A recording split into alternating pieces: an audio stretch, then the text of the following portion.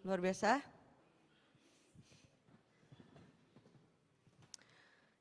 Untuk bulan ini dari Jojo kita ada tema tentang kesehatan mental. Ya, bagaimana untuk menjaga kesehatan mental di tengah tekanan dunia. Ya. Kalau kita lihat ini kan topik yang umum dan banyak terjadi bahkan di dunia kan. Banyak orang stres, depresi, bahkan masih muda pun sudah ada yang depresi berat sampai ke tingkat bunuh diri. Ini banyak sekali. Ya. Menjelang ke zaman makin gelap, makin banyak saudara ya. Jadi kita mau belajar ini semua untuk kita semua supaya gimana? Supaya kita jangan sampai seperti itu saudara ya. Nah untuk menjaga kesehatan mental kita mau lihat dari permulaan, dari sudut permulaan. Nah ini semua akan kita lihat dari sudut pandang Alkitab atau sudut pandang sejarah penebusan. Sebentar, Kevin ayat nanti ada ayat. Sorry. Nah sejarah penebusan kita udah sering dengar, mungkin ada yang baru pertama kali juga dengar. Apa itu sejarah penebusan? Ini adalah pekerjaan Tuhan untuk memulihkan. Memulihkan apa? Memulihkan dunia yang sudah jatuh termasuk kita semua manusia. Nah inilah frame utama dari seluruh sejarah peradaban yang ada di dunia. Bahkan dunia ini ada pun untuk menggenapi sejarah penebusan. Jadi kalau misalnya sejarah dunia dan sejarah penebusan itu kita gabungkan, analoginya seperti sebuah ban. Ini adalah sejarah dunia. Nah velgnya adalah sejarah penebusan. Berputar bersamaan. Ya, ada di dalam dari sejarah dunia. Maka kita harus melihat dari sudut pandang yang utama yaitu sejarah penebusan. Karena ketika sejarah penebusan digenapi, sejarah dunia juga berakhir. Jadi ini adalah kuncinya sejarah penebusan. Kita mau lihat dari situ untuk kesehatan mental kita. Nah kita mau lihat di dalam sejarah penebusan ini ada 3 fase. Ya, ada 3 fase. 3 fase ini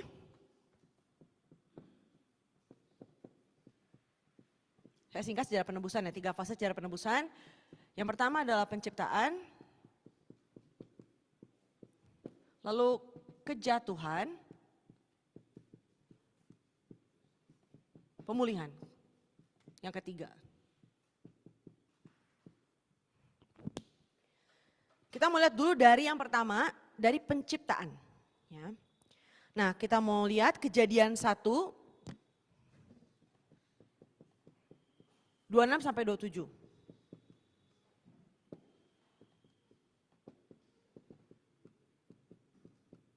Kita baca bersama. 1, 2, 3. Berfirmanlah Allah, baiklah kita menjadikan manusia menurut gambar dan rupa kita, supaya mereka berkuasa atas ikan-ikan di laut dan burung-burung di udara, dan atas ternak, dan atas seluruh bumi, dan atas segala binatang melata yang merayap di bumi. Maka Allah menciptakan manusia itu menurut gambarnya, menurut gambar Allah diciptakannya dia, laki-laki dan perempuan diciptakannya mereka. Nah ini kan kalau kita lihat, oh Tuhan menciptakan manusia menurut gambar dan rupa kita, rupa Tuhan. Kita ini trinitas kan. Nah gambar dalam bahasa Ibrani adalah selem. Ya, gambar itu adalah selem, di tulisannya seperti ini. Gambar itu selem. Nah artinya melambangkan bentuk atau wujud. Melambangkan koma bentuk atau wujud. Jadi kata selem atau gambar ini menunjukkan representasi atau tiruan dari suatu realitas. Menunjukkan representasi atau tiruan dari suatu realitas. Lalu ada kata rupa, kan gambar dan rupa gitu kan. Dalam bahasa Ibrani, rupa itu adalah demut. Demut artinya kemiripan atau menyerupai. Kemiripan atau menyerupai. Ya. Referensi sudah boleh tulis Mazmur 8, 4 sampai 5. Mazmur 8, 4 sampai 5. Kita baca ayat yang ke-5, nggak tahu kalau di Indonesia 6 apa 5, kita lihat. Mazmur 8 ayat 5 atau 6. Satu lagi berarti 6. Ya, 1, 2, 3.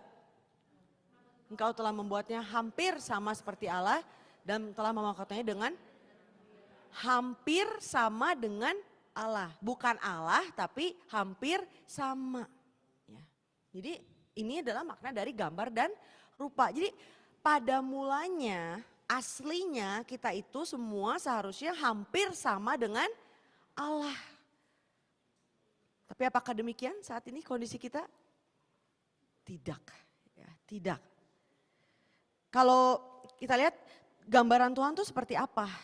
Nah kita mau lihat gambaran Tuhan seperti apa. Ada 4 gambaran Tuhan. Ya. Yang pertama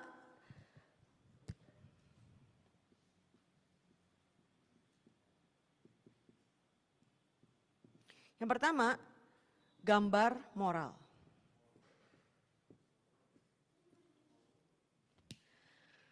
Gambar moral apa? Ini bukan moral dari sudut pandang dunia atau manusia, tapi ini adalah gambar moral yang benar atau yang sejati yang adalah milik Tuhan. Gambar moral yang sejati. Atau kita bisa sebut juga ini adalah kekudusan yang sejati. Karena Tuhan itu kudus kan. Seharusnya kita punya ini saudara. Kita punya gambaran ini. Jadi kita akan bahas 4 gambaran Tuhan. Nah ini harusnya adalah kita seharusnya. Ya, kita mau lihat Efesus 4, 22 dan 24. Efesus 4, 22 dan 24. Kita baca 1, 2, 3. Manusia lama yang menemui kebinasaannya oleh nafsunya yang menyesatkan. Dan mengenakan manusia baru yang telah diciptakan menurut kehendak Allah di dalam kebenaran dan kekudusan yang sesungguhnya. Atau dalam bahasa aslinya kekudusan yang sesungguhnya adalah kekudusan yang sejati. Ya, itulah gambaran dari manusia yang baru, yang seharusnya yang sebenarnya sebelum jatuh. Manusia yang diciptakan dalam kebenaran dan kekudusan yang sejati, itu maksudnya apa kalau gitu? Apa itu gambaran dari moral Tuhan itu? Maksudnya memiliki pikiran yang benar. Pikirannya benar, terus hati yang benar, dan satu lagi kehendak yang benar. Nah inilah moral yang benar. Pikiran, hati, kehendak semuanya adalah benar dan kudus. Ini harus menjadi gambaran kita saudara. Nah pertanyaannya hari ini, bagaimana kondisi pikiran, hati, dan kehendak kita saudara? Apakah sudah sesuai dengan Tuhan? Belum kan? Kita masih banyak pikiran sendiri, masih ada kehendak sendiri, kita juga masih punya hati yang keras, perasaan sendiri. Ini semua harus dipulihkan kembali ke gambaran sejati. Ya. Lalu yang kedua, sebentar. Ya, yang kedua gambarnya adalah gambar akal budi dan kecerdasan. Gambar akal budi dan kecerdasan. Atau kalau dalam bahasa Inggris itu reasoning, discernment. Knowing how to reason, to discern. Ya.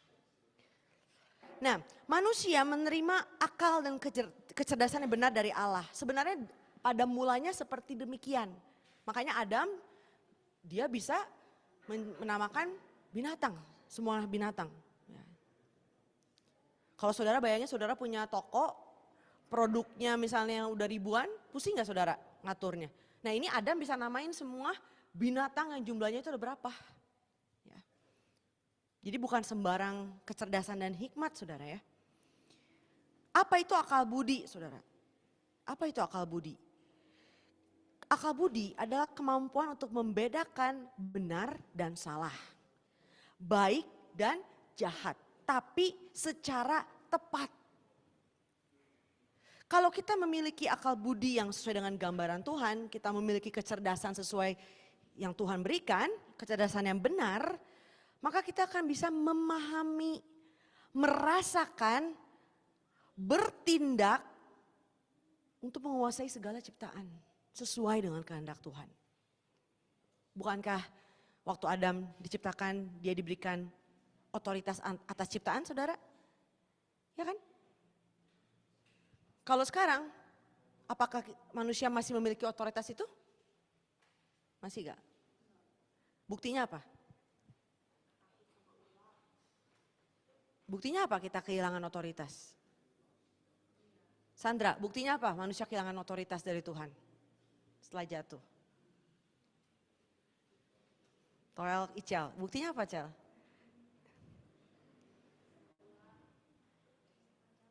Simpel kan? Binatang harusnya di bawah kita ya. Tapi binatang makan manusia. Itu salah satu hal paling simpel untuk dilihat gitu ya. Kita kehilangan otoritas kan, jadi lemah. Jadi di bawah binatang gitu. Kemampuan untuk, dan kita pun kalau memiliki akal budi dan kecerdasan ini, kita dapat mengenal pribadi Tuhan secara mendalam. Kita lihat Yudas 1 ayat 10, mengenal Allah secara mendalam. Yudas 1 ayat 10.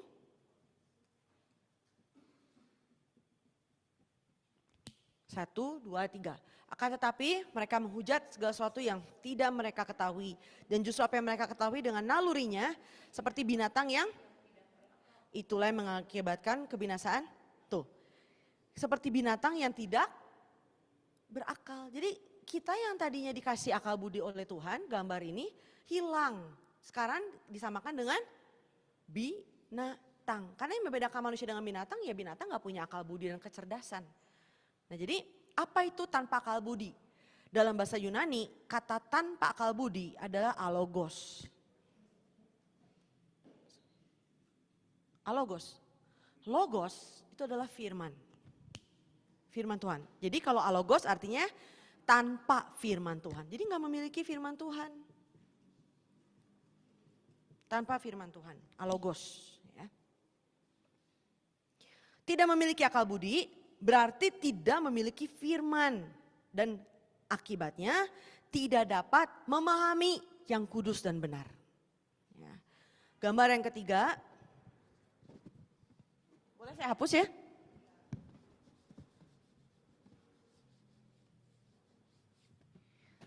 Gambar yang ketiga, gambar rohani.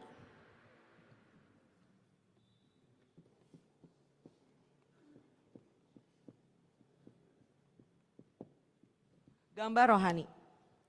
Manusia diciptakan dengan kerohanian, sisi spiritual gitu, kerohanian dan keabadian. Ya.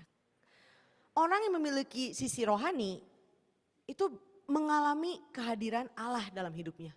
Jadi kalau kita sebenarnya orang manusia rohani, seharusnya kita itu mengalami kehadiran Allah setiap saat. Berjalan bersama Allah setiap saat. Dan hidupnya pun untuk memuliakan Allah. Ya, gambaran ini pun telah hilang. Ya. Yang keempat, gambaran Allah yang tercermin di tubuh manusia. Gambar Allah yang tercermin di tubuh manusia. Secara jasmani. Manusia diciptakan bukan hanya dengan jiwa yang kekal aja, bukan hanya dengan tadi sisi rohani dalam aja saudara ya, dengan keabadian di dalam. Tapi sebenarnya tubuh luar pun seharusnya tidak mati. Ini pun jasmani harusnya nggak mati saudara, tidak binasa seharusnya. Kita lihat Roma 8 ayat 23. Roma 8 ayat 23. 1, 2, 3. Tetapi kita yang telah menerima karunia sulung roh, kita juga mengeluh dalam hati kita sambil menantikan pengangkatan sebagai anak, yaitu pembebasan tubuh. Ini maksudnya apa? Tubuh kita ini masih terikat dengan daging ini kan saudara. Karena setelah jatuh dalam dosa, datanglah maut. Ini juga harus diberesin. Gambar ini bukan gambar Allah ini saudara. Tubuh fana ini harus diberesin. Ya. Sekarang kita mau lihat poin selanjutnya. Manusia hidup yang memiliki nyawa. Tadi poinnya biar gak bingung, tadi poin 1 ya. Soalnya ini banyak poinnya saudara ya. Tadi penciptaan, masih dalam penciptaan ya saudara ya. Kita tadi kan lagi bahas gambaran, sekarang kita ke nomor 1 masih di bawah penciptaan. Nomor 1. Manusia hidup atau makhluk hidup.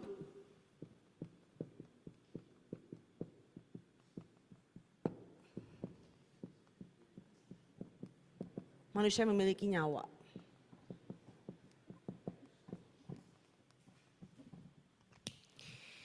Apa ini maksudnya? Ini adalah entitas gabungan dari roh dan tubuh. Jadi makhluk hidup itu apa definisinya? Entitas gabungan dari apa? Roh dan tubuh. Roh dan tubuh. Ya, yang memampukan untuk bersekutu dengan Allah. Ya. Nah, kita mau lihat formula penciptaan manusia. Jadi ada roh dan ada tubuh. Nah, kalau di mata Tuhan, tanpa ada roh itu seperti apa? Binatang. Yang tadi tidak berakal budi, si alogos. Nah, tapi kalau ada roh di mata Tuhan jadi makhluk hidup.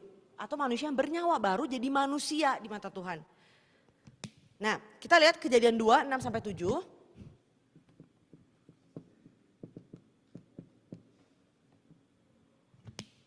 Gak ada spidol lagi, Vin ya? Ini spidolnya udah mau masuk ke akhir zaman ini, udah mau mati. Sebentar.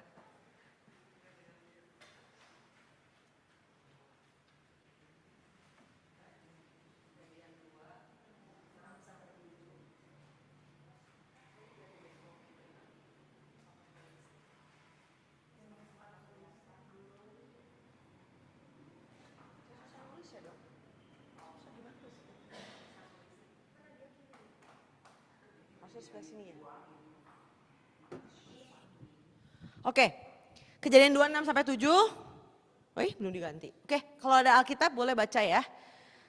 1, 2, 3. Tetapi ada kabut naik ke atas dari bumi. Thank you, Vin. Dan membasahi seluruh permukaan bumi itu. Ketika itulah Tuhan Allah membentuk manusia itu dari debu tanah dan menghembuskan nafas hidup ke dalam hidungnya. Demikianlah manusia itu menjadi makhluk yang hidup. Nah, baru jadi makhluk hidup, saudara. Ada formulanya kan? Debu. Debunya dari mana tadi dibilangnya? Debu dari tanah. Ditambah apa, saudara? Nafas. Jadi makhluk hidup. Kalau dalam bahasa Inggrisnya living being ya. Living being. Nah, debu dari tanah. Lalu kita mau lihat satu-satu, oke? Debu dari tanah. Debu dari tanah dalam bahasa Ibrani itu adalah afar min adamah. Hafar min adamah. Hafar min hadamah gitu. Oh, thank you kok. Langsung datang berkelimpahan nih spidolnya. Hafar min hadamah ya. Nah, artinya debu halus dari tanah. Jadi bukan debu yang seperti yang dipakai untuk menciptakan binatang, tapi ini debu halus dari tanah. Nah, lalu kita perhatikan di sini yang luar biasa, saudara ya. Kita lihat ayat 6 coba. Di ayat 6 dikatakan, kita baca ya, 1, 2, 3. Tetapi ada kabut naik ke atas dari bumi yang membasahi seluruh permukaan bumi itu. Kabut di sini tuh dew. Dew apa sih, embun ya, yang basah itu kan sama ya, kabut. Nah, ini aneh kan, maksudnya apa gitu. Jadi dibilang pertamanya ada kabut naik ke atas bumi membasahi seluruh permukaan bumi, langsung Tuhan bilang dari debu tanah tadi itu kan, berarti si kabutnya dari mana datangnya? Dari debu ini kan, dari tanah ini kan. Jadi dia ngomongin kabut, ada kabut naik dari tanah itu, terus dia langsung ngomong debu tanah ini dipakai untuk ciptain manusia. Gak mungkin gak ada makna, betul gak saudara? Ya kan? Jadi Tuhan bilang tadi ada kabut naik ke atas dari bumi, dari tanah itu. Lalu setelah itu dia pakai debu tanah itu. Nah, ini maksudnya apa? Manusia dari debu tanah, di mana ada kabut yang naik ke atas, itu menggambarkan kehidupan yang sia-sia. Kita lihat Yakobus 4, 14-16. Yakobus 4. Wih, kenapa ini?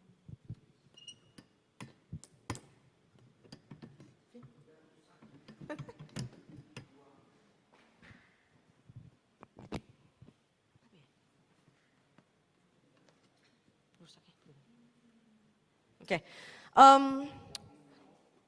Oke, kita baca ya. 1, 2, 3. Apa yang akan terjadi besok? Apakah arti hidupmu? Hidupmu sama seperti uap yang sebentar saja kelihatan, lalu lenyap. Lalu ayat 15, 16.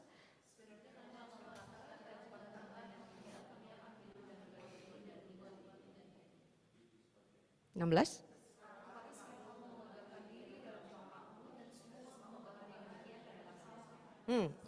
Jadi dikatakan di Yakobus, manusia itu di ayat 14 digambarkan seperti apa? Uap.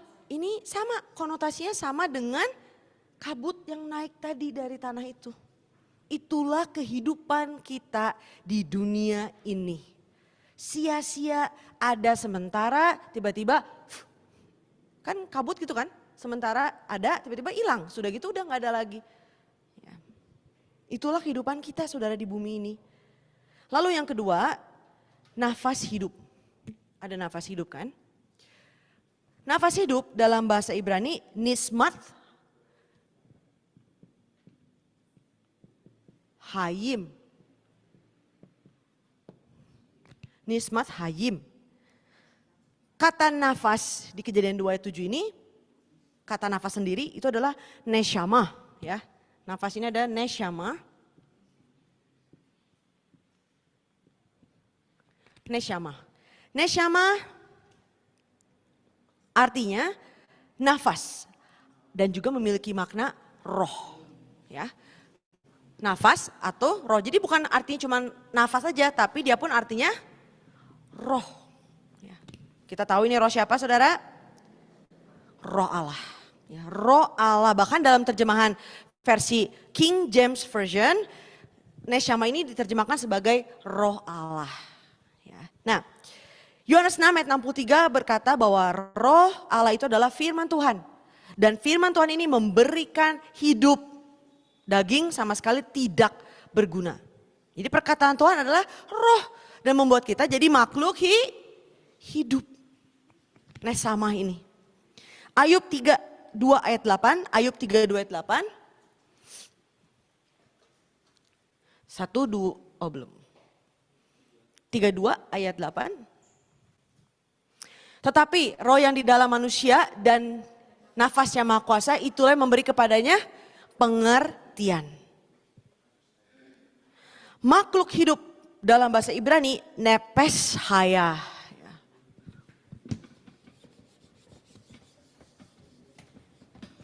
Makhluk hidup dalam bahasa Ibrani, nulisnya susah saudara ya, sebentar. Nepes haya. Nefes haya. Artinya apa? Makhluk yang memiliki kehidupan. Manusia menjadi makhluk hidup yang bernafas dengan tubuh jasmani menjadi suatu kesatuan. Sekarang tadinya cuma daging, sekarang memiliki roh Tuhan di dalamnya. Itulah definisi dari nefes haya, makhluk hidup tersebut. Ya. Kita lihat Kolose 3 ayat 10. Kolose 3 ayat 10. Ini kita penting saudara belajar unsur kita secara dasar dan mendalam. Kan ini untuk mengatasi dari kesehatan mental. Nanti kita ujungnya kan ke sana saudara ya. Jadi saudara ini penting banget. Saya mau ngomong aja lupa saya. Kolose 3 ayat 10. Oke.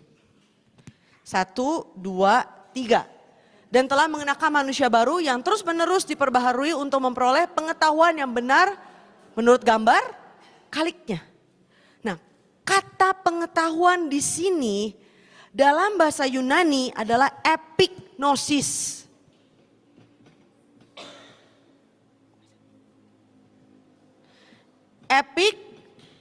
Epignosis. Nah, apa artinya epignosis ini? Epignosis artinya mengenal Allah dengan sangat mendalam dan benar. Sekali lagi, apa saudara kita ulangi bersama? Mengenal Allah, mendalam dan, saudara tahu nggak mengenal yang dikatakan di Yohanes 17 ayat 3 ya? Inilah hidup kekal ketika kita mengenal Allah. Pernah dengar kan ayat ini? Kata mengenal di situ itu bukan epignosis saudara. Kata mengenal di situ yada. Nah tapi kalau epignosis ini tingkatannya lebih dalam lagi saudara. Dengan mendalam dan benar, akurat. Ketika makhluk hidup tadi mengalami epignosis, yang terus menerima nafas hidup secara epignosis, maka dia akan bertumbuh dong, betul gak saudara? Bertumbuh, karena fase kita tidak berhenti sampai makhluk hidup saudara. Kita harus naik lagi tingkatannya, gak sampai situ aja. Karena kalau masih bertahan di makhluk hidup, ingat kita masih punya debu. Ini kan gak bisa dibawa ke surga saudara, masih debu.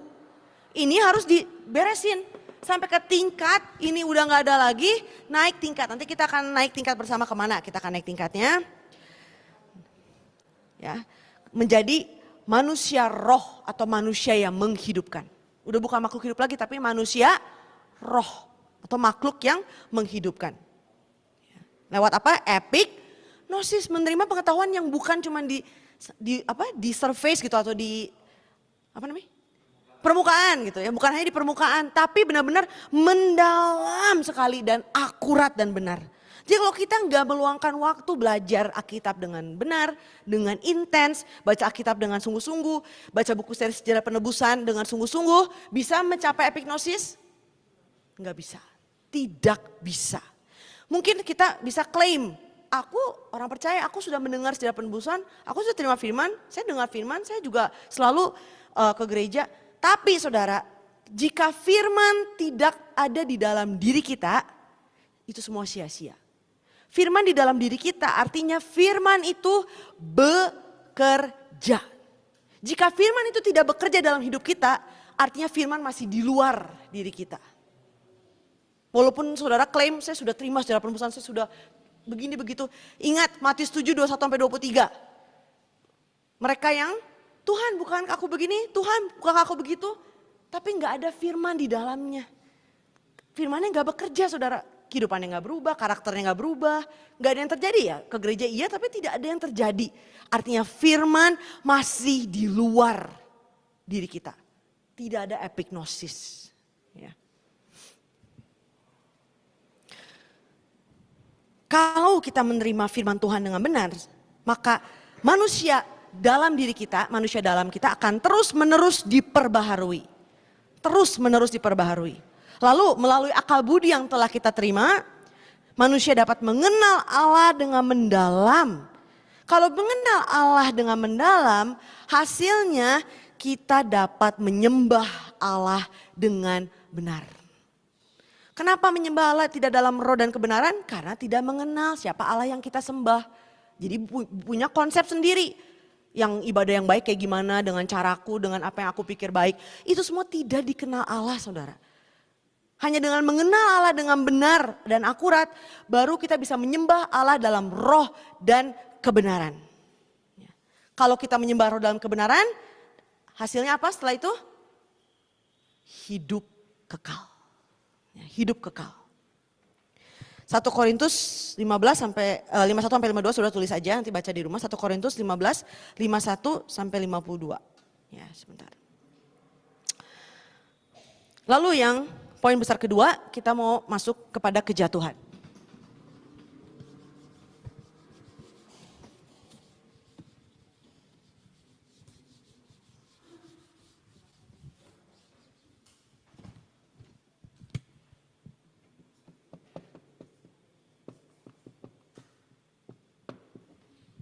Bahan malam ini salah satu yang dibahas di retret kemarin. Ini tadinya saya nggak mau masukin ini ya. Cuman karena ada topik bulan ini tentang kesehatan mental, pas banget dapat bahan ini saudara. Kayak saudara bayangin ya, saudara punya mobil saudara rusak, oke? Dengan segala gejala yang terjadi. Saudara misalnya rusaknya air radiatornya habis terus gitu contohnya. Apakah solusi yang saudara lakukan nambah air radiator terus?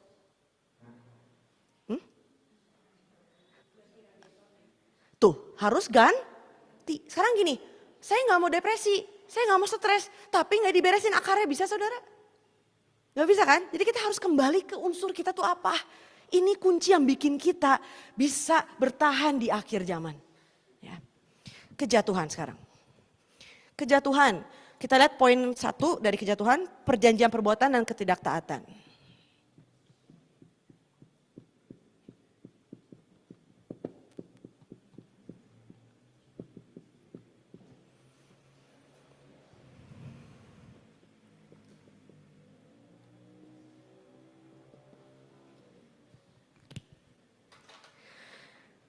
Eden setelah manusia diciptakan, tadi kan jadi makhluk hidup nih sekarang. Dia ditaruh di Taman Eden. Nah, Taman Eden ini ada di dalam wilayah yang bernama Eden, saudara ya. Nah, di situ adalah wilayah pemerintahan Allah yang benar. Di situ pun Tuhan memberikan manusia perjanjian perbuatan. Yaitu perjanjian bahwa apa yang kamu harus lakukan dan apa yang tidak boleh kamu lakukan. Ya kan, yang pada Adam. Hasil dari perjanjian tersebut hidup dan mati, tapi bagaimana hasilnya tergantung dari perbuatan si Adam. Dia mau taat atau tidak itu ada di dalam tangan Adam. Itu adalah free will, saudara. Kita semua dapat free will loh. Jadi jangan pikir saudara Tuhan paksa saudara, tidak. Tuhan cuma kasih jalan di depan saudara, kutuk dan berkat, hidup dan mati. It's our free will to choose. Saudara diundang ke sini Bible study, gue gak mau, kan gak mungkin saudara ditarik dipaksa kan. Gak mau, oh ya udah, saya mau, itu juga free will saudara. Jadi hasil dari perjanjian perbuatan ini pun berdasarkan ketaatan kita mau taat atau tidak. Kejadian 2 ayat 15 sudah boleh tulis. Nah, Kejadian 2 ayat 15 dikatakan di situ Tuhan menempatkan manusia di Taman Eden dan diberikan perintah untuk mengusahakan dan memelihara. Mengusahakan dan memelihara.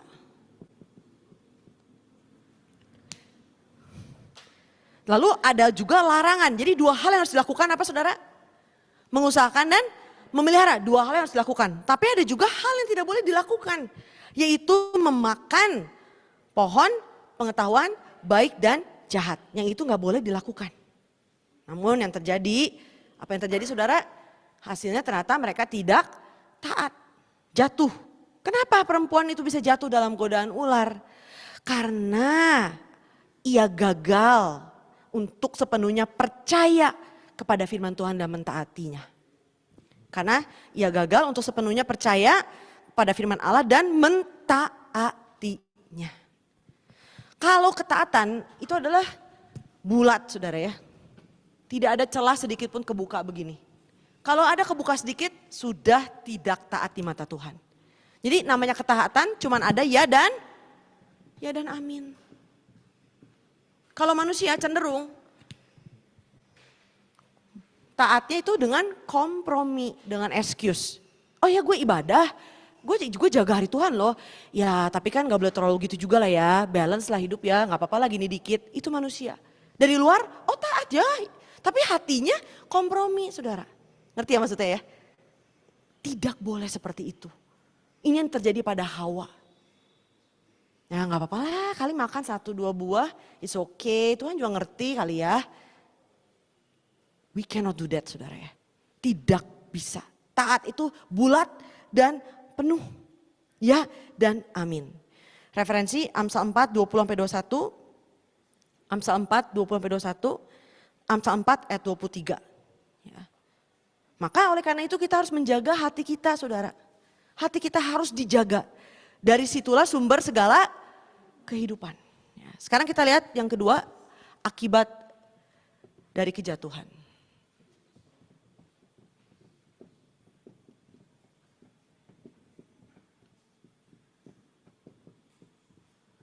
Akibat kejatuhan. Sebagai akibat dari ketidaktaatan terhadap firman Allah, hukuman pun dijatuhkan sesuai keadilan Allah. Ini yang serem saudara ya. Tuhan itu maha pengampun, setuju? Tapi bukan berarti tidak datang dengan hukuman. Jadi kita berbuat dosa nih. Kita bertobat, minta ampun, diampuni gak? Tapi konsekuensi tetap ada. Itu yang serem. Ya, itu yang serem saudara. Dan kalau lebih parah lagi kalau tidak bertobat, dosa itu akan mengikuti kita seperti bayangan kemanapun kita pergi. Bahkan seluruh alam semesta diisi oleh siapa? Tuhan kan? Semua ciptaan akan melaporkan apa yang kita lakukan. Misalnya di kamar nih sendirian nih saudara, melakukan dosa. Orang lain gak ada yang lihat. Tapi tembok, lantai, lampu, semua siapa yang ciptain saudara? Mereka semua akan lapor kepada Tuhan. Makanya tidak ada di dunia ini yang namanya rahasia. Tidak ada saudara. Semua akan terbuka pada waktunya.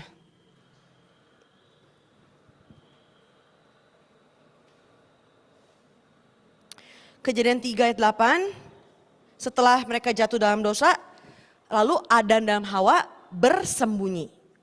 bersembunyi dari Tuhan. Yang tadinya bersama dengan Tuhan, bisa berjalan bersama, bercakap-cakap dengan Tuhan, sekarang posisinya malah bersembunyi. Artinya hubungan Adam dan Hawa terputus dari Tuhan. Atau dengan kata lain, ini adalah kematian rohani. Kematian rohani. Kondisi kita terputus dari Tuhan adalah mati rohani. Dan setelah mati rohani diikuti mati jasmani. Kalau mati rohani gak segera diperbaiki, tidak bertobat, tidak kembali, mati jasmani saudara. Nah karena Adam telah melanggar dari perintah Tuhan, dia terjadi sesuai dengan hukum keadilan Tuhan. Di di Kejadian 5 ayat 5 dikatakan di situ Adam mati di usia 930 tahun. Kata mati di sini, mut, ini adalah kata pertama yang dipakai menunjuk kepada kematian jasmani. Yang pertama di Alkitab. Jadi Adam menjadi orang yang pertama mati saudara. Mengenapi dari perjanjian ini kan. Digenapi sesuai. Matinya jadi mati secara alamiah, mati jasmani gitu ya. Bukan mati dibunuh kayak Habel ya, beda ya kata mut ini. Roma 5 ayat 12. Dosa telah masuk ke dalam dunia oleh satu orang yaitu Adam. Dan dosa ini juga menyebar kepada seluruh umat manusia termasuk kita. Karena semua telah berbuat dosa. Jadi Adam manusia pertama atau makhluk hidup yang pertama adalah wakil dari seluruh umat manusia. Lalu kita lihat Kejadian 3:19. Kejadian 3:19. Sebab engkau debu.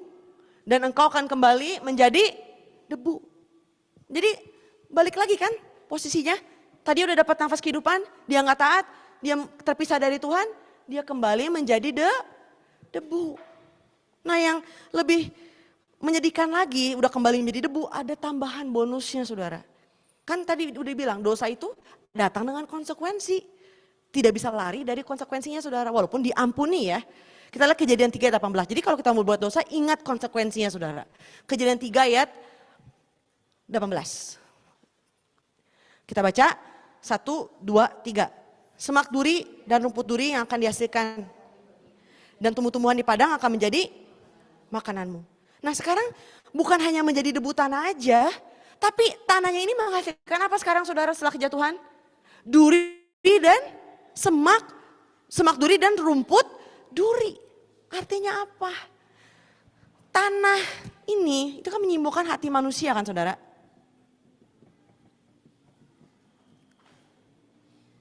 Tadi kan kembali lagi menjadi debu tanah. Nah sekarang di dalam hati manusia jadi ada apa? Duri. Jadi ada duri. Makanya kenapa manusia setelah kita jatuh, kondisi kita kan jatuh nih. Selalu ada dipenuhi dengan duri di hati. Apa itu duri di hati? Penderitaan, keresahan, kekhawatiran, kesedihan, itu adalah duri. Nah sekarang kan malam ini kan gimana supaya jaga kesehatan mental? Ini harus durinya harus beresin. Saudara.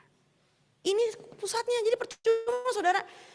Aku depresi, aku mau healing, traveling. Aku mau healing, doing your hobby, I don't know what, anak muda. Main games, oke? Saya pancing, game siapa aja Cel? Ada papa-mama jangan nanti aja. Terus, apa kamu hobinya? Kita kan cari semua untuk nutupin segala duri ini kan. Aduh galau nih gue nih. Gue hiking dulu misalnya. Aduh galau nih gue nih. Ke mall dulu deh. Aduh galau nih gue traveling yang jauh aja. Pokoknya gue menghindar dari semua orang misalnya. Sekarang saya mau tanya. Pulang dari situ balik lagi gak? Durinya? Balik lagi saudara. That's not the answer, that's not solution. Bukan jawaban. Makanya kalau misalnya saudara pergi ke seminar kesehatan mental. Mereka kasih saudara tips kan. Tapi itu mau ngeberesin gak? Itu bagaikan sekali lagi tadi mobil radiatornya habis terus cuma diisi terus airnya lewat, ya itu cuma ngisi tanpa solusi gitu loh. Tapi beresin dari sini ya saudara. Ini duri ini dikasih hasil dari jatuh dan duri ini selalu ada di hati kita. Bukan hanya kesedihan, stres, galau yang ada di dalam hati kita ditambah duri ini pun menyakiti orang lain.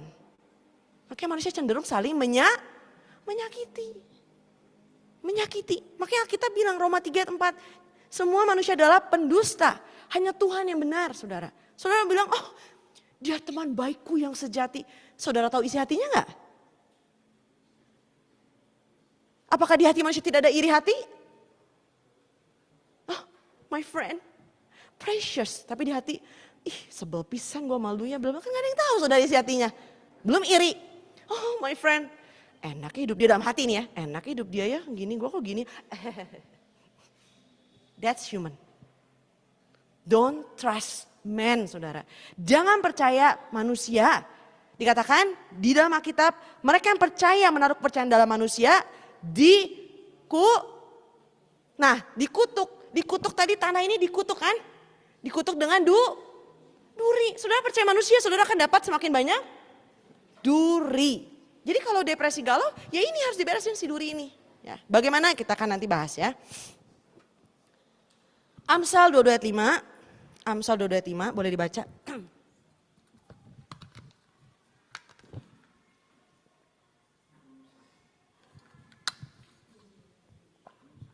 1, 2, 3.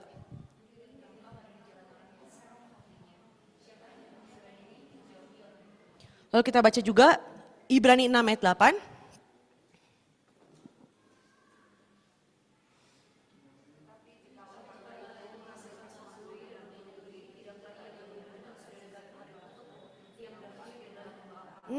Tanah di sini, apakah Tuhan berbicara hurufiah ngomongin bercocok tanam, saudara? Tidak kan? Ini berbicara mengenai hati kita yang menghasilkan duri. Kalau nggak diberesin, apa yang akan terjadi pada akhirnya? Dibakar di mana? Neraka. Jadi depresi galau itu sebenarnya tidak boleh, saudara. Kalau secara, maksudnya kita harus atasi, bukan tidak boleh. Harus diatasi segera. Setelah itu, setelah tanahnya jadi penuh duri, hukuman selanjutnya mereka diusir dari Taman Eden. Kejadian 3 ayat 23. Lalu setelah diusir di Kejadian 3 ayat 23 kita lihat apa yang Tuhan katakan kepada mereka. 1, 2, 3.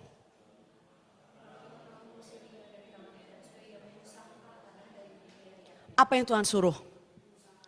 Mengusahakan tanah. Ini bukan berarti nyuruh Adam jadi petani ya saudara ya. Adam harus mengerjakan hatinya. Apa yang harus dikerjakan? Duri ini harus dicabutin, dibuang dari hidupnya saudara. Mengusahakan dalam bahasa Ibrani adalah abad. Artinya bukan hanya mengusahakan aja, tapi ini memiliki makna yang mendalam, melayani, bekerja, beribadah. Melayani, bekerja, dan ibadah. Itulah kata abad. Ini adalah perintah yang Tuhan kasih sebelum Adam jatuh, betul? Sekarang Tuhan kasih dia lagi perintah ini. Dan ini adalah perintah yang Tuhan berikan kepada kita semua hari ini. Yang ketiga, pemulihan. Nah ini kita mau memulihkan diri kita ya saudara ya. Siapa sih yang gak pernah galau, depresi, dan stres? Semua pernah saudara ya. Bahkan di Alkitab, Nabi Elia pun pernah mau bunuh diri saudara. Bahkan papan tulisnya pun sudah lelah sekali hidupnya selama ini dia. Dia sudah sangat lelah sekali secara mental saudara ya. Saya ditulis, dihapus. Kenapa takdir saya seperti ini kata papan tulisnya. Saya jadi takut ini mau tulis.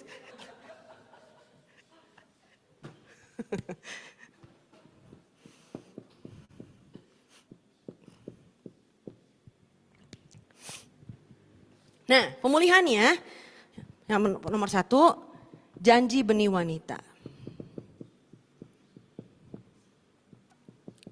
Kejadian 3 ayat 15. Kita baca.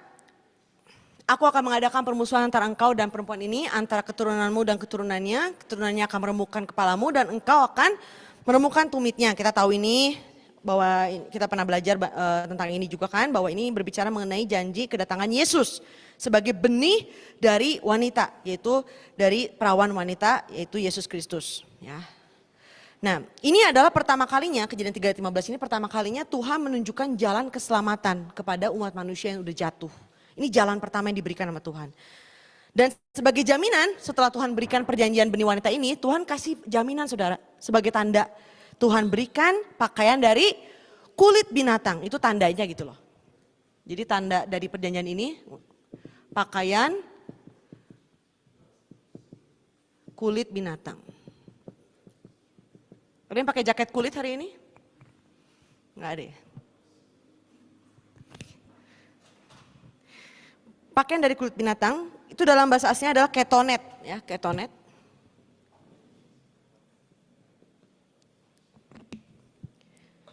Nah, untuk membuat pakaian kulit binatang ini berarti ada binatang yang harus mati, dikorbankan untuk diambil kulitnya menutupi Adam dan Hawa. Sebelumnya Adam dan Hawa sebelum pakai ketonet pakai apa? Ada yang tahu baju sebelumnya? Hah? Apa? Oh, Lapace punya itu ya selada.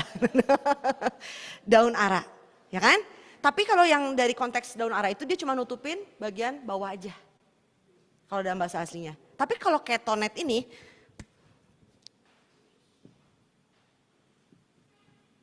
dia nutupinnya kayak gini. Yang dari pergelangan tangan sampai ke bawah nutupin semua. Kayak gamis ya. Hijab. Ini ketonet saudara. Jadi ini menutupi semua dosa kita. Gitu loh. Referensi Kejadian 3:21. Jadi pakaian dari kulit binatang ini menutupi rasa malu, rasa dosa, rasa orang-orang berdosa maksudnya, rasa malu orang-orang berdosa. Ya. Ini adalah gambaran dari pengorbanan Yesus di kayu salib. Dia menutupi seluruh dosa kita. Dia memberikan pakaian kekudusan kepada kita. Dan menutupinya seluruh bagian saudara. Yesaya 53:4-6, saudara boleh tulis referensi Yesaya 53:4-6. Matius 20:28, Matius 20:28, 1 Korintus 5:7. Pakaian kulit juga ini adalah bentuk perlindungan Tuhan. Perlindungan Tuhan untuk apa? Melindungi dari segala duri yang berbahaya yang berasal dari tanah yang sudah dikutuk. Ya. Saudara tahu kan kalau kulit binatang jadi pakaian, contoh jaket kulit aja. Ada yang punya jaket kulit di sini? Kulit binatang asli nih ya, yang bukan imitasi. Imitasi mah kena udara jangan lupa saudara ya. Ada yang punya kulit binatang gitu? Ada nggak? Oh kok Kris, dari kulit apa kok? Domba. Domba. Apakah gampang sobek? Enggak kan? Nah ini kan simbol gitu saudara, maksudnya dunia ini penuh dengan duri. Pakaian kulit binatang Tuhan berikan kepada kita, melindungi kita dari segala duri yang datang. Jadi kalau kita tutup diri kita dengan Yesus Kristus, bisa galau gak? Bisa depresi gak? Bisa gak? Kok gak ada yang jawab? Hah? Nggak gampang, betul. Makanya nanti kita lihat gimana. Kan semua juga pasti pernah, saya juga pernah depresi saudara. Tidak mungkin tidak pernah depresi. Jadi ini kuncinya saudara. Ngelindungi kita dari duri. Duri yang tadi udah ada terus di hati kita di dunia ini. Pakaian kulit binatang ini. Ya. Yesaya 5:35. Tuhan mengambil semuanya ditimpa kepada dirinya. Dan kita menerima kesembuhan. Ya, Yesaya 5:3-5. Seandainya dia tidak mengenakan pakaian dari kulit kepada kita, apa yang terjadi saudara? Kita semua yang menanggung semua penderitaan duri itu. Tapi Yesus menanggungnya sebagai ganti dari kita. Maka harusnya kita menerima kesembuhan. Lalu kita harus mengerjakan tanah kita yang dipenuhi dengan duri ini kan.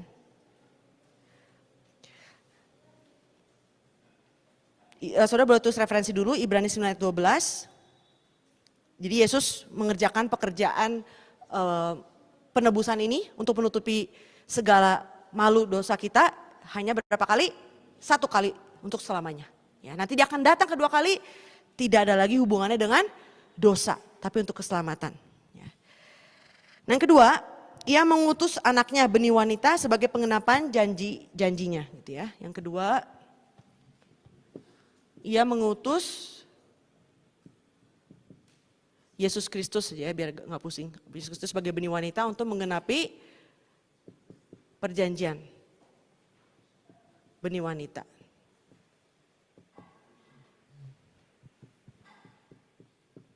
Saya singkat ya biar cepat benih wanita. Gitu. Nah, Galatia 4 ayat 4 kita lihat.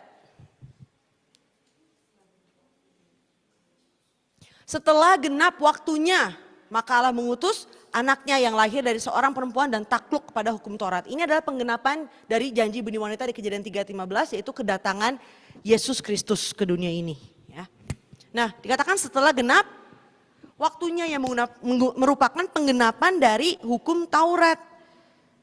Lalu dikatakan di Matius 21 ayat 38, Matius 21 ayat 38, dikatakan, tetapi ketika penggarap-penggarap itu melihat anaknya itu, yaitu Yesus, mereka berkata seorang kepada yang lain, ia adalah ahli waris, mari kita bunuh dia supaya warisannya menjadi.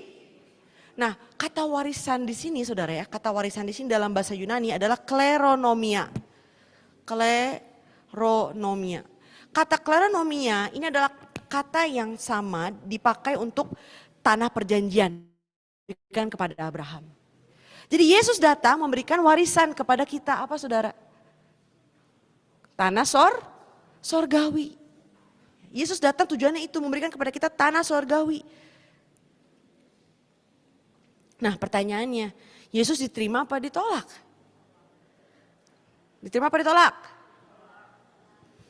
Hai. Is Jesus accepted? No, you. What is your name, sorry? Effie? Gaby. Was Jesus accepted? He was not, right? And then, but you know, he was prophesied in the Bible, right? Everything according to the time of God, everything according to the prophecies. But tapi kenapa? Why? Jesus is rejected. Nah, sekarang kita mau lihat, apakah umat Israel mengerjakan tanahnya?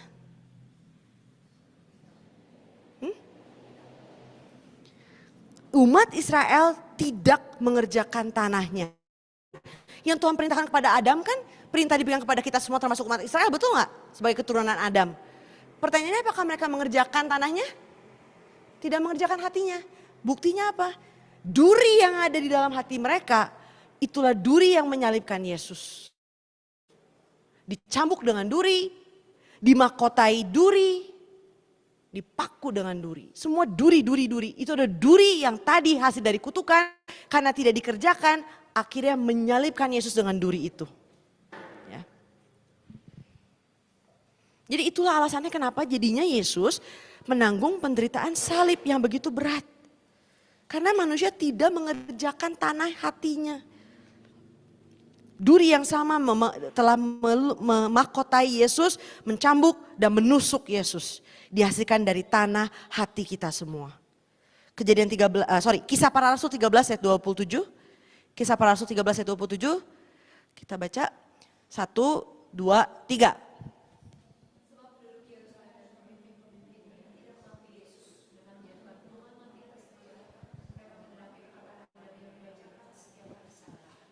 Perkataan Nabi, yaitu kayak di zaman kita Alkitab kan, hukum Taurat, kitab hukum Taurat, dibacakannya kapan saudara? Setiap hari, kayak kita kan, setiap hari Minggu terima firman, kita baca Alkitab gitu ya. Tapi mereka tetap tidak mengenal Tuhan. Sekali lagi karena tadi pengenalan yang mendalam, apa tadi kata Yunaninya, glotis ya, jadi lupa sih juga. Epignosis, karena tidak epignosis. Jadi kita datang ke gereja, ya bagus, dengan firman bagus, tapi kalau tidak masuk ke dalam seperti bangsa Yahudi, kita akan menolak kedatangan yang kedua, saudara. Ini adalah gambaran untuk kita di akhir zaman. Jadi kita sudah datang ke gereja, sudah beribadah, bukan berarti kita aman. Pastikan firman ada di dalam, bukan di luar. Ciri-ciri orang yang punya firman di dalam, ada perubahan dalam hidupnya. Kalau tidak berubah, something is wrong, tidak ada firman dalam hidupnya. Artinya tanahnya masih penuh dengan duri, tidak dikerjakan. Lalu setelah Yesus bangkit, dia mati kan, ditusuk duri ya. Duri yang tadi di tanah yang terkutuk, sekarang menusuk Yesus karena tidak kita kerjakan. Nah sekarang setelah dia mati ditusuk oleh duri itu, Yesus bangkit kembali. Setelah bangkit, Yesus menampakkan diri kepada para murid. Kita lihat Yohanes 20 ayat 22. Dan sesudah berkata demikian, ia mengembusi mereka dan berkata,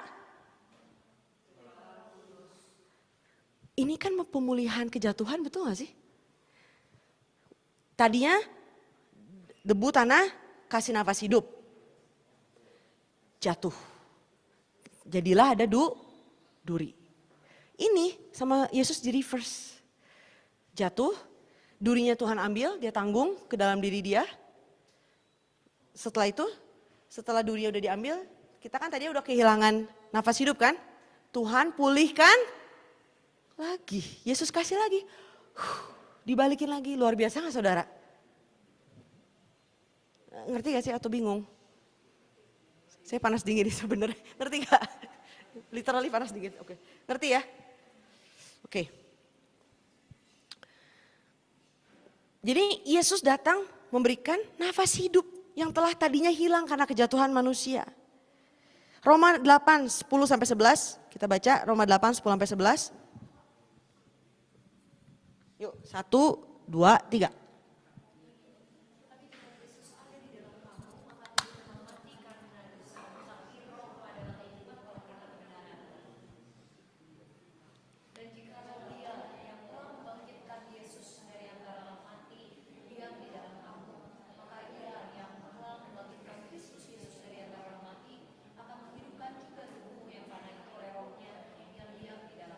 Ini menunjukkan tingkatan saudara. Tadi pertama kita adalah makhluk, saya singkat ya, makhluk hidup. Terus menerima firman dengan mendalam, kita bertumbuh menjadi makhluk roh atau makhluk yang menghidupkan. Ya. Kalau udah sampai sini, ini udah kepenuhan Kristus saudara. Pertumbuhan yang sempurna. Jadi harus terus bertumbuh. Kita lihat 1 Korintus 15 ayat 45. 1 Korintus 15 ayat 45. 1, 2, 3. Seperti ada tertulis, manusia pertama Adam menjadi makhluk yang hidup, tetapi Adam yang akhir menjadi roh. Nah, jadi Adam itu kan, arti kata Adam kan manusia. Jadi yang pertamanya adalah manusia pertama makhluk yang hidup. Tapi Adam yang kedua atau Adam yang terakhir adalah manusia roh atau manusia roh yang menghidupkan. Inilah posisi di mana kita harus bertumbuh saudara. Tuhan Allah menciptakan manusia bukan agar ia tetap dalam keadaan makhluk hidup aja terus gitu saudara. Seperti Adam yang pertama. Karena kalau kita stuck di sini, saudara waktu Adam tercobai di Taman Eden, dia posisinya kan makhluk hidup kan. Itu lemah secara iman. Masih jatuh, bisa jatuh dan rawan jatuh. Jadi ya gitu kehidupannya. Imannya up and down, up and down, up and down, terus up and down. Karena posisinya stuck di makhluk hidup saudara. Nanti debu tanah menang, nanti nafas hidup pergi, nanti balik lagi terima nafas hidup, durinya hilang tapi sebentar karena nggak dijaga, balik lagi durinya datang. Ini makhluk hidup seperti ini. Tapi kalau mau tidak dalam posisi yang begini terus harus naik ke makhluk manusia roh atau roh yang menghidupkan. Ya. Memang nggak gampang saudara, ini nggak bisa terjadi overnight. Ini bukan overnight. Bahkan umat Israel pun 40 tahun di padang gurun saudara. Ya kan? Enggak yang overnight semalam terjadi, tidak. Makanya setiap penderitaan yang kita terima sekarang, setiap ujian itu adalah proses untuk mengambil duri-duri yang ada di dalam diri kita. Supaya kita bisa terus bertumbuh ke manusia roh. Kalau saudara gak peduli, apaan sih nih, gak ada hubungan dengan hidup gue. Saudara ini apa gak ada hubungannya hidup dan mati kita loh. At the end of the day, Ibrani 9 ayat 27 berkata, kita semua harus pergi dari dunia ini. Lalu setelah kita pergi dari dunia ini, kemana kita pergi? Penghakiman saudara. Kalau kita masih stuck di sini dengan segala duri debu tanahnya tidak dimengerjakan, gimana? Kalau masih ada duri tadi dibakar kan terakhir? Ini tuh hidup dan mati kita saudara. Kalau dunia berkata, pemikiran dunia, it's okay, to galau, to baper, to depresi, it's okay, it's part of human. Ya mereka gitu kan, it's very human kok, itu paling manusia banget lagi lu gitu, it's okay. Tapi itu bukan gambaran Tuhan yang sejati saudara. Memang gak gampang karena memang kita punya gambar ini yang sudah jatuh gambarannya. Tapi Tuhan sudah berikan cara untuk dipulihkan. Saudara lihat Rasul Paulus. Rasul Paulus berkata di kitab Filipi, bersukacitalah, bersukacitalah. dia tulis itu berkali-kali, dia ngomong dalam kondisi dia di penjara yang super gelap, saudara. Dia nulis itu bukan dalam keadaan dia lagi diberkati, lagi kaya raya, lagi naik jabatan misalnya, atau lagi wah pokoknya super diberkati. Dia berkata bersukacita, itu gampang. Tapi ya Rasul Paulus berkata bersukacitalah di masa terpuruk secara manusia ya. Karena kenapa? Karena Rasul Paulus sudah naik tingkat ke sini, ke manusia roh. Ya. Kalau kita nggak mau naik ke sini, saudara, akhir zaman kesengsaraan besar akan terjadi. Akan sangat menderita, sangat besar, sangat hebat penderitaannya. Gimana kita mau bertahan? Kalau ini aja udah jatuh terus gitu, saudara. Sampai di titik sukacita kita bukan lagi dunia ini. Dan kondisi dunia ini sudah tidak lagi mempengaruhi perasaan kita semua. Sampai ke titik itu. Efesus 4 ayat 13 kita baca, Efesus 4 ayat 13. Sampai kita semua telah mencapai kesatuan iman dan pengetahuan yang benar tentang anak Allah. Kedewasaan penuh dan tingkat pertumbuhan yang sesuai dengan, ini kan perintah Tuhan. Ini goal kita semua, saudara. It's not a choice, bukan pilihan. Aku yang penting cukup lah, udah percaya Yesus juga cukup lah, udah oke lah segini juga. It's not a choice, saudara. Lalu referensi Efesus 3 18 sampai 19. Saudara tulis saja Efesus 3 18 sampai 19. Kesimpulan. Manusia yang telah menjadi makhluk hidup, kita semua terdiri dari 3 unsur. Tubuh, roh, jiwa. 1 Tesalonika 5 ayat 23. Tubuh, roh, jiwa. Kita lihat 1 Tesalonika 5 ayat 23.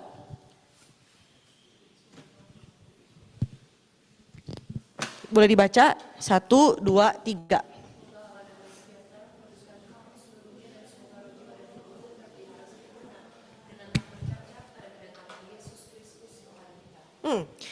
Ketiganya dikatakan harus terpelihara sempurna, tidak bercacat. Sempurna tidak bercacat dalam bahasa Yunani adalah holoteles. Holoteles. Holoteles artinya pertumbuhan yang sempurna dan penuh menjadi roh yang menghidupkan. Atau kepenuhan Kristus. Kata lainnya, pertumbuhan yang sempurna dan penuh menjadi roh yang menghidupkan. Hasilnya dikatakan tadi apa nih? Semoga Allah damai sejahtera menguduskan kamu seluruhnya. Kalau kita terpelihara secara sempurna tubuh, roh dan jiwa, kita akan memiliki damai sejahtera. Damai sejahtera. Kata damai sejahtera dalam bahasa Yunani eirene. Eirene. Eirene artinya kedamaian dan harmonis yang membuat kondisi menjadi aman dan makmur. Jadi udah damai, harmonis sampai merasa aman, sampai maksudnya kondisinya menjadi aman dan makmur. Tapi kedamaian ini bukan kedamaian yang ada di dunia, saudara. Tapi ini menunjuk kepada kedamaian Mesias. Kedamaian yang diberikan oleh Yesus. Kedamaian jiwa yang menghilangkan segala takut. Menjadi puas dalam kehidupan di dunia ini. Jadi bukan puas karena ada banyak uang gitu, bukan, saudara ya. Ini kepuasan secara rohani. Cukup hanya memiliki Yesus. Kedamaian orang benar setelah mereka bahkan pergi dari dunia ini. Ini kedamaian yang Tuhan janjikan. Jika kita tubuh roh jiwa terpelihara. Nah tadi setelah Yesus bangkit, dia datang kepada murid, dia berkata apa? Ada yang tahu, ada yang ingat? Damai sejahtera bagimu. Lalu dia, ya kan? Jadi sama kalau kita pun mengerjakan tanah kita, tubuh roh jiwa dipelihara, kita terima terus sampai debu tanah kita yang akhirnya tersingkirkan, hasilnya adalah eirene. Jadi dalam masa sukar apapun tetap sukacita, tetap damai. Sudah lihat semua tokoh di Alkitab, semua tokoh yang baik, semua dalam kondisi sangat menderita loh. Semua, tapi semua selalu eirene. Setuju gak? Semua yang berhasil dalam iman ya, ngomongin di Alkitab, semuanya eirene, saudara.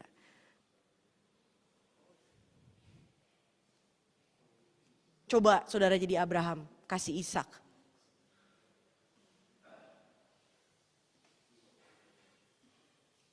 Kedamaian ini hanya diperoleh dari Yesus karena Yesus adalah Raja Damai.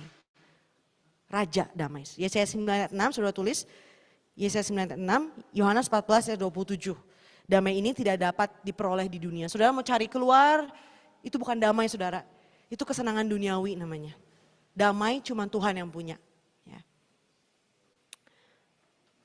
Terpelihara, dalam bahasa Yunani, tereo, artinya dijaga dengan sangat seksama dan hati-hati. Jadi untuk terus bisa maju, bertumbuh dengan benar dan baik, harus dipelihara kan tubuh roh jiwanya. Bukan layback gitu loh, bukan nyantai-nyantai, gak peduli. Tapi dikatakan di Alkitab, dijaga dengan sangat seksama dan hati-hati. Siang dan malam berjaga-jaga. Lalu kata tidak bercacat, dalam bahasa Yunani, amemtos. Amemtos artinya kondisi tanpa pertentangan dengan Tuhan. Kondisi tanpa pertentangan dengan Tuhan, ini artinya kondisi tanpa celah. Jadi satu dengan Tuhan. Dan ketiganya ini harus seperti itu ketika Yesus Kristus datang kedua kali. Dikatakan di Matius 24, 21, kesengsaraan yang besar akan terjadi. Matius 24, 21 dikatakan kesengsaraan yang besar akan terjadi di akhir zaman. Kata besar atau dahsyat ini adalah megas. Megas artinya sangat hebat dan besar, super besar. Belum pernah ada sebelumnya dan tidak akan pernah ada lagi. Lalu siksaan atau penderitaan, tilipsis. Tilipsis artinya kesusahan, penderitaan, kesengsaraan, tekanan. Yang terjadi sekarang saudara, ini belum ada apa-apanya. Dikatakan di Matius 24, ini hanya permulaan dari sakit bersalin. Gempa bumi lah, bencana, ekonomi, politik yang semakin tidak menentu. Ini belum ada apa-apanya. Nanti di akhir zaman makin menuju puncak semakin sulit bahkan saudara untuk makan dan minum pun akan sulit. Sekarang dunia sudah serba digital. Pemerintah cuma perlu saudara udah kebuka segalanya. Kalau dunia ini dikuasai oleh antikris, mau kemana saudara kita larinya? Semua dikendalikan. Ini bahkan sudah diprediksi seperti demikian. Jadi yang ironinya, menjelang kedatangan Tuhan yang kedua, kondisi dunia akan semakin parah. Sangat tidak mendukung untuk kesehatan mental manusia untuk tetap waras gitu istilahnya. Untuk tetap sehat gitu. Betul gak dengan kondisi sekarang? Tapi Tuhan malah perintahkan tubuh roh jiwa kita dalam kondisi sempurna saudara. Sesuatu yang ironi kan, berlawanan. Penderitaan yang memuncak paling parah, ininya harus paling sempurna. Bagaimana kalau gitu supaya kita bisa tetap hidup dalam kedamaian surgawi di tengah kondisi dunia yang mencekam dan tergelap? Yang pertama, hidup memandang hanya pada perkara di sorga. Hidup memandang kepada perkara yang tidak kelihatan. Hanya berfokus pada itu. Kita lihat 2 Korintus 4, 16-18. 2 Korintus 4, 16-18. 1, 2, 3.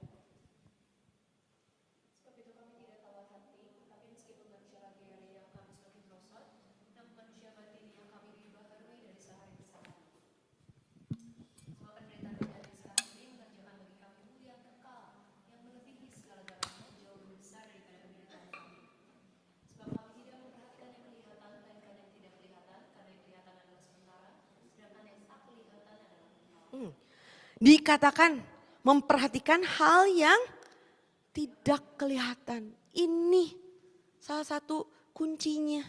Gimana supaya di dalam kondisi tergelap, tapi kondisi iman kita paling terang saudara.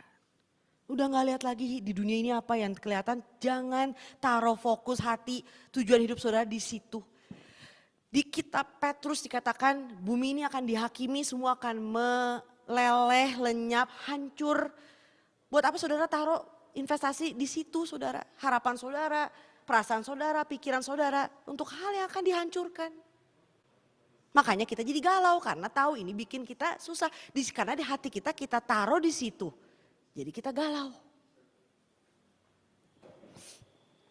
Dan dikatakan bagian luar manusia semakin hari semakin usang kan, membusuk kan, artinya jasmani kita kan makin tua saudara. Penuaan itu artinya organ kita itu semakin membusuk saudara, decaying. Tapi kata Rasul Paulus bagian dalamnya setiap hari diapain?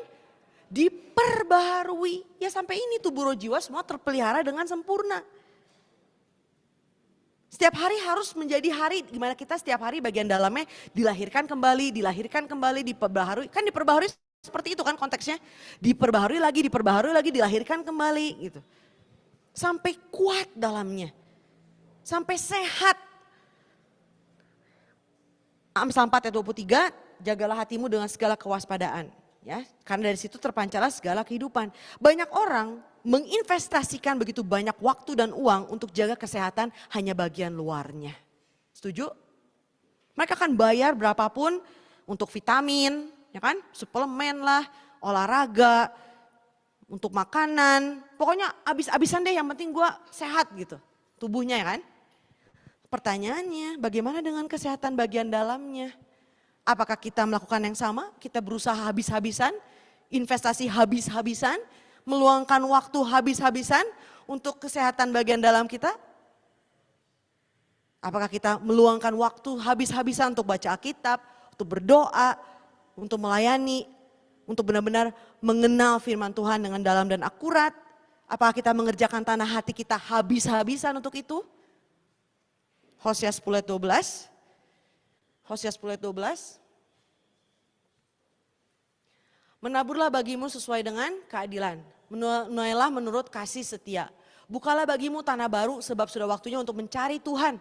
Sampai ia datang untuk menghujani kamu dengan, tuh suruh buka tanah baru. Ini bukan ngomongin tentang bercocok tanam saudara. Hati kita setiap hari diperbaharui sampai sempurna. Sampai gak ada lagi duri. Lalu saudara boleh tulis Lukas 21, 34-35. Yesus berkata, Lukas 21, 34-35, jagalah dirimu supaya hatimu jangan syarat oleh pesta pora dan kemabukan serta kepentingan duniawi. Dan supaya hari Tuhan jangan dengan tiba-tiba jatuh ke atas dirimu seperti suatu jerat. Sebab ia akan menimpa semua penduduk di bumi. Ya. Jadi jangan syarat, itu dalam bahasa Inggris itu burden saudara. Hati dibebankan.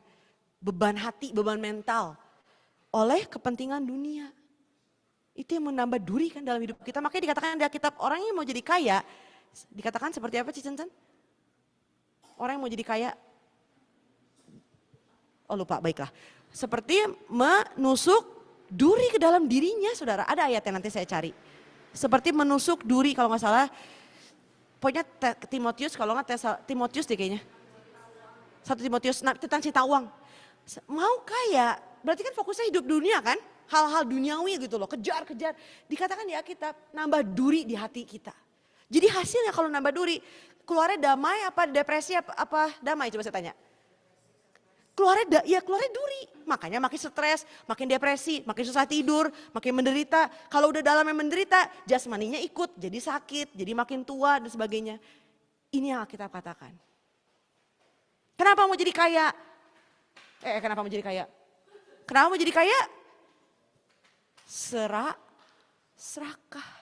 Sudah cukup punya, kata Paulus, punya baju dan makan. Tapi gak cukup, mau lebih. Tapi gak punya uang nih buat apa? Gak peduli deh, gue pinjem dari sana sini, penting gue jadi kaya. Hanya nambah duri setiap hari, nyakitin orang, nyakitin diri sendiri. Keluar ayatnya gak Ci? 1 Timotius 6 ya? Yang duri itu. Iya, maaf ya. Dan dikatakan semua seperti jerat. Sudah tahu jerat? Yang bikin saudara gak bisa membebaskan diri gitu. Terbelenggu. Makanya setiap hari down, galau, sedih. Ya ini semua saudara. Lukas 21 ayat 36, disuruh berjaga-jaga sambil berdoa. Supaya kita luput dari semua itu. Dan kita beroleh kekuatan. Jadi berjaga-jaga secara roh sangat penting untuk kesehatan bagian dalam kita. Supaya kita dapat menang atas kesengsaraan besar dan dapat berdiri tanpa celah di hadapan Tuhan. Referensi Yesaya 40, 28-31, Yesaya 40, 28-31, ayat terkenal salah satunya, mereka menantikan Tuhan akan mendapat kekuatan seperti Raja Wali. Menantikan di sini dalam bentuk aktif, menantikan dengan proaktif. Berharap penuh, hanya memandang kepada Tuhan. Bahasa aslinya kavah. Ya. Ini yang akan memberikan kita kekuatan, saudara, untuk bagian dalam kita, mental ya. Yang kedua, bagaimana caranya? Bagian dalam diri kita supaya menjadi sehat melalui epignosis, pengenalan yang dalam dan akurat akan firman Tuhan.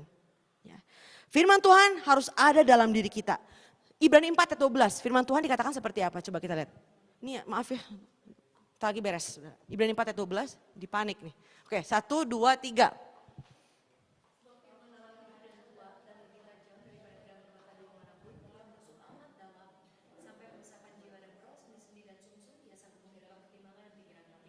Firman Tuhan itu berkuasa seperti ini, saudara. Tapi pertanyaannya, apakah kuasa ini bekerja di dalam hidup kita? Kalau tidak, artinya sekali lagi firman ada di luar kita. Walaupun kita dengar. 2 Timotius 3 ayat 7. 2 Timotius 3 ayat 7. 1, 2, 3.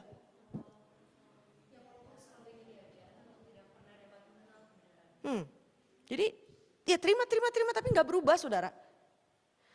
Orang yang fisiknya sehat, ya, yang kuat, yang sehat, kenapa bisa sampai sehat begitu? Yang pasti ketika dia makan, nutrisi yang ada di makanan itu dicerna dengan baik di dalam tubuh.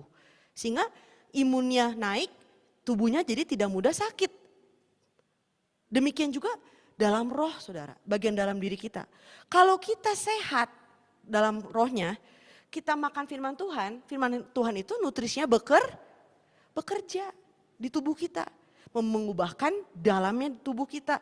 Akhirnya roh kita jadi kuat, saudara. Ketika virus iblis datang menyerang, ya gak gampang sakit jadinya. Tapi kalau tubuh kita lagi lemah kan sama jasmani gitu kan. Lagi drop, virus apa datang ya kita kena. Tapi kalau tubuh kita lagi kuat, kan virus gak kena. Roh pun sama. Kalau kita gak kuat karena pencernaan hati kita ada yang salah. Duri itu menghalangi firman untuk masuk. Jadi akhirnya nutrisi yang gak dapat dari firman, gak dapat kekuatan apapun, setan datang langsung jatuh, saudara ya. Ayat terakhir, 3 Yohanes 1 ayat 2. Kita baca bersama. 1, 2, 3. Saudaraku yang kekasih, aku berdoa supaya engkau baik-baik dan sehat-sehat saja dalam segala sesuatu, sama seperti jiwamu. Tuh, luar dalam harus sehat. Ngerti ya, saudara ya? Nggak bingung ya? Tadi ketemu ayatnya? 1 Timotius 6 ayat 10, sudah lihat deh. Nah, itu thorn kalau bahasa itu duri. Jadi kita mencintai uang, kita sama dengan nambah duri. Jadi bukan durinya dicabutin, malah ditambah. Ya hasilnya depresi, stres, galau, whatever it is. Seharusnya kita tuh gak boleh stres, saudara. Itu Tuhan ciptaan kita tuh bukan stres. Makanya dikatakan di 1 Tesalonika, bersukacitalah, senang. Tuhan bukan bilang bersukacitalah ketika kamu bahagia diberkati loh. Tuhan bilang senantiasa. Jadi sebenarnya kalau Tuhan maunya Tuhan, kita boleh stres gak sejujurnya? Boleh galau gak? Gak boleh. Tapi kita karena gagal kerjain hati kita simpan itu duri, ya kita jadi galau terus. Makanya mari kita memandang hanya pada hal yang gak kelihatan. Kita mau terus maju, bertumbuh, mengenal firman Tuhan yang mendalam dan akurat. Hanya itu kunci kita bisa bertahan dan bertumbuh sampai akhir. Amin. Mari kita berdoa. Allah Bapa di surga, terima kasih untuk firman yang kau berikan. Biarlah firman ini Bapa benar-benar masuk ke dalam diri kami, menjadi bagian dari setiap kehidupan kami, baik secara tubuh, roh dan jiwa kami. Biarlah Bapa firman-Mu yang bagaikan pedang bermata dua yang dapat menyelidiki setiap kedalaman kami, Bapa, bekerja senantiasa penuh kepada setiap dari kami sehingga tidak hanya menjadi pengetahuan yang tidak memberikan faedah apapun. Biarlah Bapa semakin hari kami dapat memberikan buah-buah roh di mana kami diubahkan semakin serupa dengan gambaran Yesus Kristus, memiliki pemikiran, perasaan Kristus, di mana Engkau ketika datang kembali Engkau dapat menemukan buah-buah dari kami semua Bapa. Biarlah kami tidak dikutuk seperti pohon ara yang tidak memberikan buah di saat Engkau mencari. Bapa, bantu kami untuk berjaga-jaga, sertai gereja Bandung Bapa, biarlah gereja ini dapat menjadi gereja yang memberikan buah-buah yang memuaskan dan mengenyangkan Engkau ketika Engkau lapar. Bapak besertai seluruh jemaat-Mu, Semua pemimpin, jadikan kami satu dalam roh dan kebenaran. Biarlah belas kasihan-Mu, kasih karunia-Mu yang telah memanggil kami semua, terus memegang kami semua sampai akhir. Biarlah kami bekerja bukan dengan daging kami Bapa, melayani-Mu bukan dengan daging, menyembah-Mu bukan dengan daging kami. Tapi kami melayani, menyembah-Mu, mencintai-Mu dengan segala roh yang Kau berikan. Biarlah nafas kehidupan ini tidak pernah pergi dari dalam hidup kami Bapa. Sehingga semakin lama debu tanah dapat dikerjakan dan semakin hilang. Sehingga hanya Roh-Mu yang bertahta menguasai hidup kami sepenuhnya. Bapa, kami tidak mampu dengan kekuatan kami.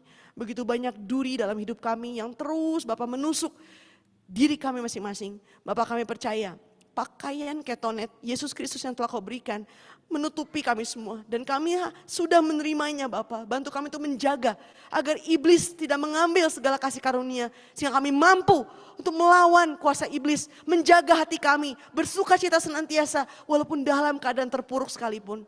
Bapa, akhir zaman semakin dekat, segala sesuatu akan semakin sulit. Bahkan gerejamu pun dalam begitu banyak serangan dan kegelapan. Biarlah Kau ingat setiap dari kami Bapa, berkat mengingat-Mu. Dikatakan di Alkitab ada buku yang berisikan ingatan-Mu Bapa. Biarlah semua dari kami Kau ingat. Walaupun kami tidak layak untuk Kau ingat. Kami mau menyerahkan seluruh Komsel pada malam hari ini. Biarlah Kau sertai pertumbuhan kepada setiap komisi. Kau sertai juga Bapa. Semakin hari biarlah kami semakin serupa dengan 4 gambaran-Mu.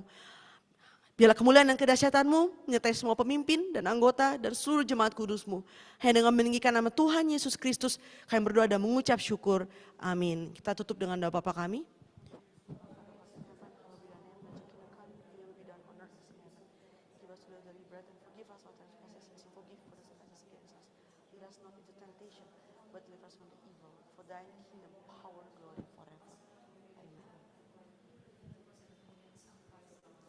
Kita berikan kemuliaan untuk firman Tuhan.